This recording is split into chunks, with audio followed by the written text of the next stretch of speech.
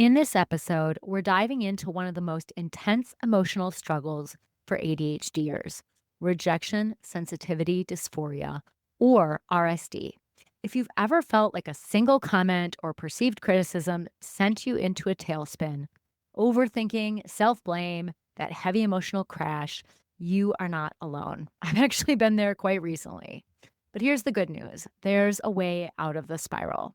In this episode, I'm sharing two crucial practices that helped me recently and always help me stop an RSD spiral in its tracks. Real talk, no fluff. One is about embracing radical acceptance, even when it feels impossible.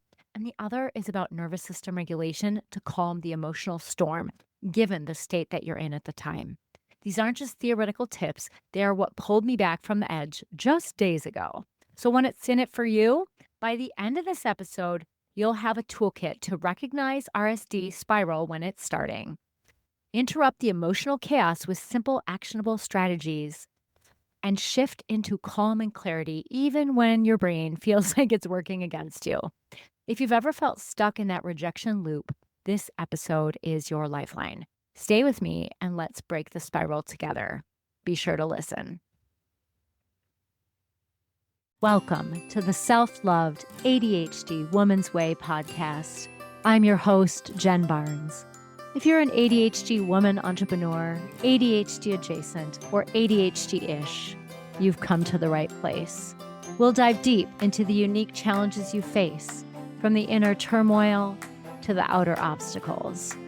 We'll blend neuroscience, IFS, and somatic healing and explore practical strategies to help you navigate the world of entrepreneurship with ADHD with greater ease and effectiveness. I'm glad you're here. Hey, it's Jen. I'm so glad you're here.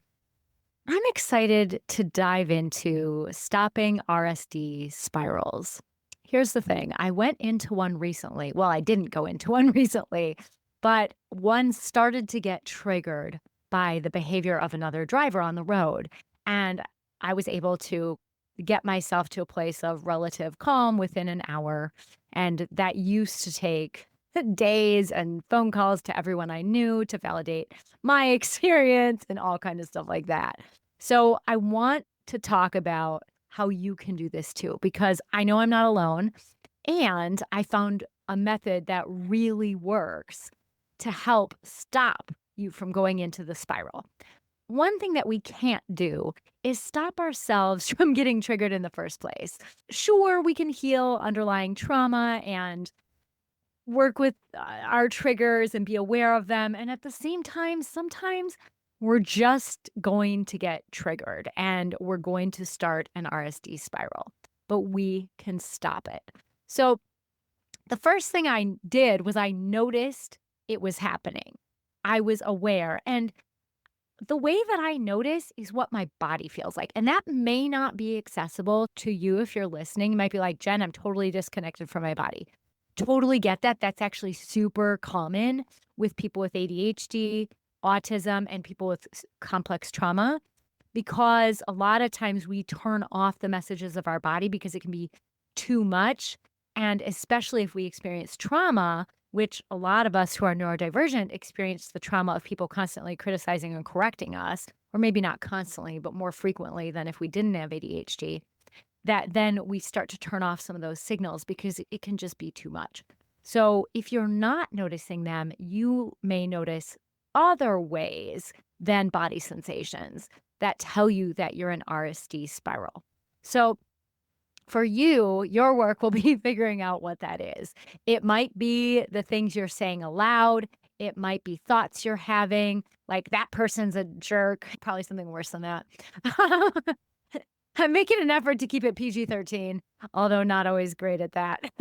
Anyway, but it might be the look on someone's face when you tell them what happened. They might have big eyes like, oh dear, right?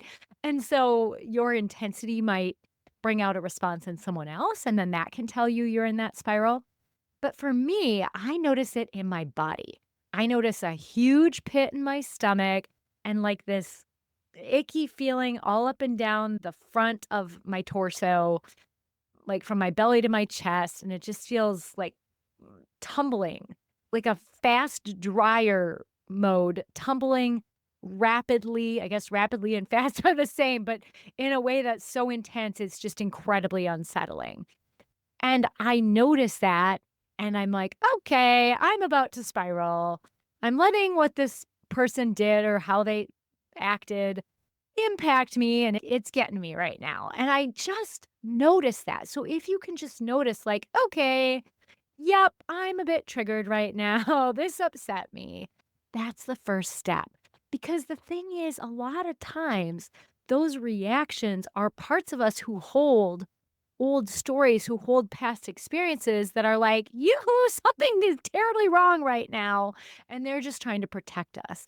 So even acknowledging that you're getting it, that you're like, okay, yep, something's going on. I'm unsettled about this is a really important first step.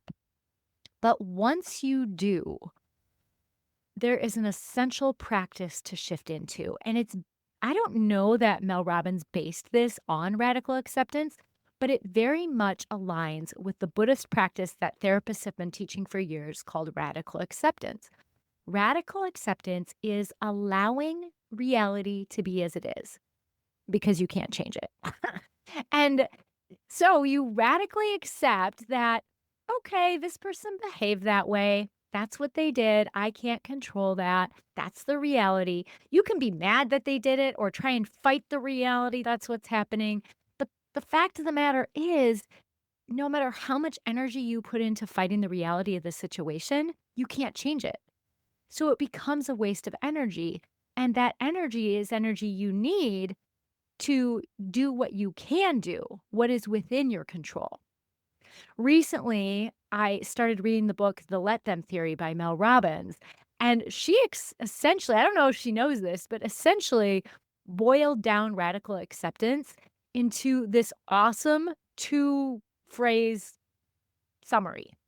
And it's this: let them. So I tried it. Instead of doing my usual radical acceptance, this time I tried it. I was like, let her. Let this woman behave this way. Like, let her.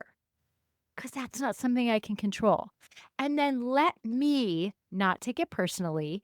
Let me regulate my nervous system. And then eventually let me look at what my piece could have been so I can do something different if there's a need for that, right? But it wasn't until I shifted into my practice of radical acceptance using the let them theory, saying, let her do this. Let me not ruin my day over some random stranger.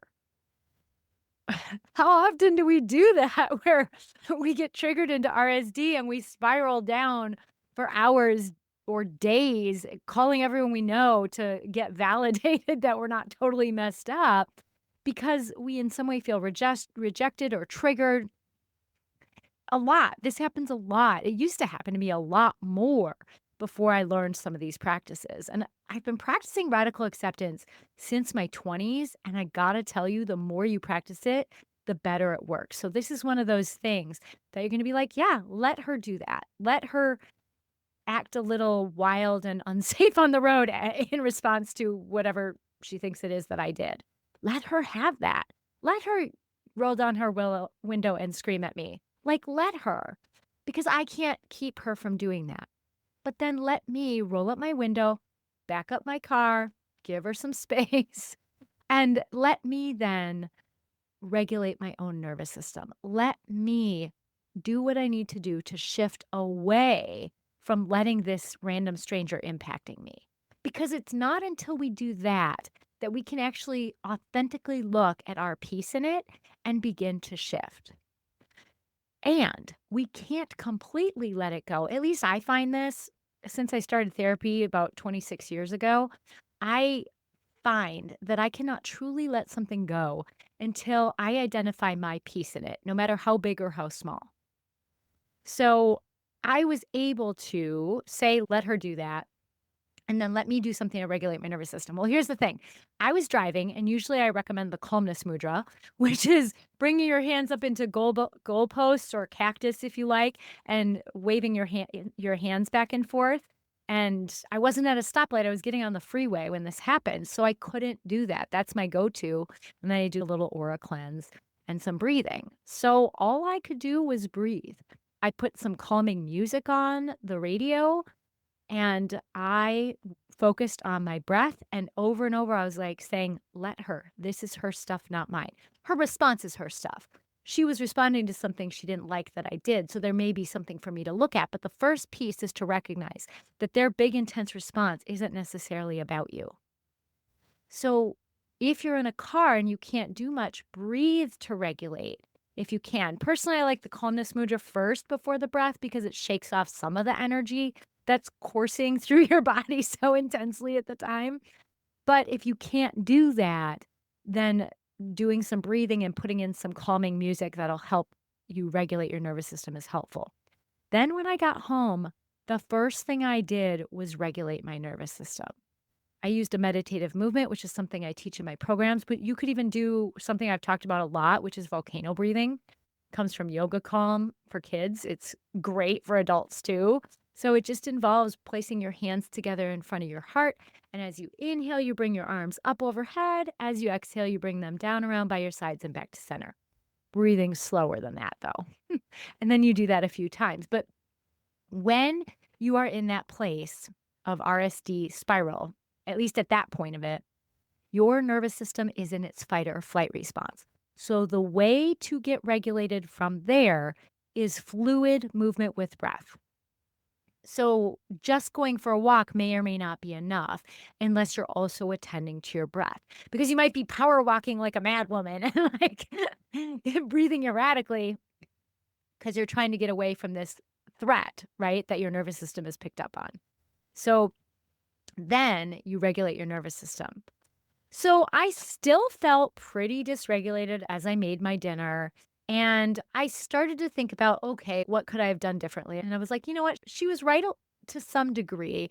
I could have been more careful in looking, even though had she looked before she turned the corner, it wouldn't have been an issue. But I could have certainly been more careful. And so as I noticed my own piece, that started to lighten the load a little bit. But I still felt uneasy and a bit restless. And normally after dinner, I would sit and read. But I was like, yeah, that's not going to happen. And so even though by that point I'd stopped the spiral, I still felt a little bit of that nervous energy in my body. So I played with my cat Eva because if I don't, she will scream at me, which will further dysregulate my nervous system. And then in playing, right, doing something fun and playful, that also helped regulate my nervous system more. But then I let myself watch a comfort show. I watched the rest of Harry Potter and the Sorcerer's Stone, which I had started on Saturday and fell asleep. So I let myself watch a bit of a movie on a weeknight, which I rarely do. And it was soothing for me, especially because when I sit down and do that, both of my kitties will come snuggle with me, which is very nice. They're very warm and snuggly and soft. So then I just enjoyed that. And I didn't really think about it at all while I was watching Harry Potter.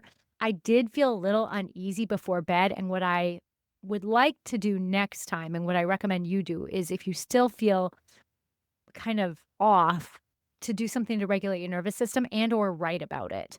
So I was able to fall asleep. I did have a relatively good night's sleep, but then this morning when I did my morning writing, I wrote about it. And I wrote about the whole thing, both about like, yeah, she gets to behave this way. It seems like she had something going on that made her a bit more reactive than maybe was necessary for the situation. I certainly didn't need to freak out to the degree I did, but when someone screams at you and swears at you, you kind of it dysregulates your nervous system. And in those moments, it's hard to not get defensive. So I was glad I acknowledged in my writing that I was proud of myself for not getting defensive, right? So you celebrate the wins and then you shift into, and what I could have done differently is I could have looked better before I pulled away from the curb, right? I could have done a better job of looking. And that's my piece in this. And she had every right to be upset or frustrated with me. Maybe the intensity that she came at me with was a bit overkill and that stuff wasn't mine, but the underlying message was mine. And here's the thing. I could not have caught the underlying message unless first I had noticed my spiral starting. I had stopped the spiral by initially saying, let her do this, let them do this, right? And then let me do what I need to do to cope with my situation now. And then eventually, what that was is learning the lesson I needed to learn from it. Because then I was finally able to let it go. So, this is what I do, and I've been in the field of mental health for 25 years, and I started therapy about 26 years ago, and I gotta tell you, this has worked for me pretty consistently, and so when you're in these places, try it out. Notice when you're getting into a spiral. Acknowledge that you're getting into a spiral, and name that, like, it's out of your control how this person behaves, so let them do that, so that you can then focus your energy on what you're gonna do, which is eventually get regulated and work through it and take care of yourself and see what you could do differently next time. All right, y'all. This one was a little shorter, but hopefully sweeter or helpfuler, guess. All right. And if you're not subscribed or following yet, make sure you hit that follow or subscribe button, depending where you're watching this. And if you like this episode, make a comment or like it if you're on YouTube. I would love to engage with you about this content. And before I forget, every month I'm doing a 28-day nervous system regulation challenge. So it's an opportunity for you to practice real time regulating your nervous system. You get a video each week that's 13 minutes or less that tells you what the topic is, and then a practice video that most weeks is 3 to 5 minutes that will help you practice another skill, learn another skill in addition to the ones I teach you in week 2. And then the final week, the practice exercise is a little longer because I walk you through a trauma center, trauma sensitive yoga practice so that by the end of 28 days, your nervous system will be more regulated and you will have a big toolkit of skills to use, like some of the ones I talked about today. So it is a low tier offer. It's only $20.97. If you join my email list, I often send out a coupon code a couple weeks before the next month so that you can get it for $9.97, which is a steal. So $9.97 to feel more regulated in a month. I don't know, that feels worth it to me. So anyway, in the description, you can click on the link to either register, or if the next month's registration hasn't opened yet, you can join the priority notification list. So I'd love to see you in the challenge, and I'll see you next time. Take care.